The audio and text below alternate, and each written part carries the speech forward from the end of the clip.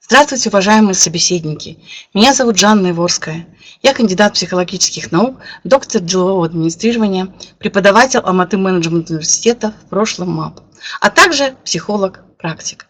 Сегодня у меня радостная, уникальная возможность поделиться с вами своими мыслями и обсудить один вопрос, который реально важен как для меня, так думаю для вас.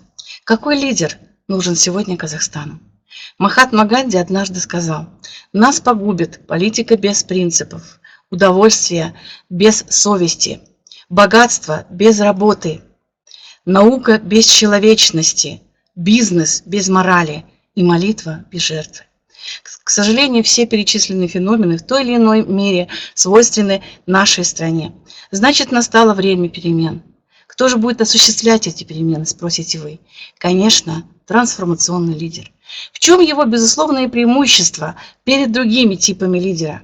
Во-первых, трансформационный лидер думает в первую очередь об интересах последователей, народа, своей страны, а уже потом о собственных интересах. Что немаловажно, у него уже есть измененное сознание, нацеленное на пользу другим людям, стране, государству. Во-вторых, трансформационному лидеру свойственна такая особенность, как видение, понимание человека. В каждом из своих последователей он видит изюминку, которая сделает его успешным и развивает своих последователей, свой народ, свою республику, если мы берем глобальный масштаб, так, чтобы эффект от их работы был максимальным и чтобы успех был наивысшим. В-третьих, трансформационный лидер умеет видеть ясную картину будущего, образ будущего, прозрачную картину будущего. И он умеет донести этот образ, эту картину своим последователям. Что, наверное, наиболее важно в этом образе будущего, то, что эта жизнь достижима посредством некоторых мероприятий и шагов, которые предлагает трансформационный лидер. И вот это видение, вот это понимание вдохновляет последователей на то, чтобы идти за своим лидером, не сомневаясь, не колеблясь, через огонь, воду и медные трубы.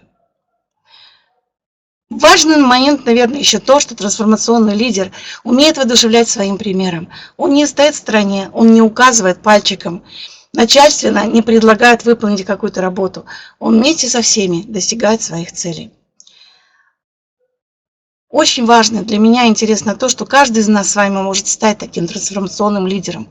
Для этого достаточно взять на себя ответственность, посмотреть вокруг совсем другим взглядом, изменить свое сознание, подготовиться к тому, чтобы служить людям, Отечеству, своей стране.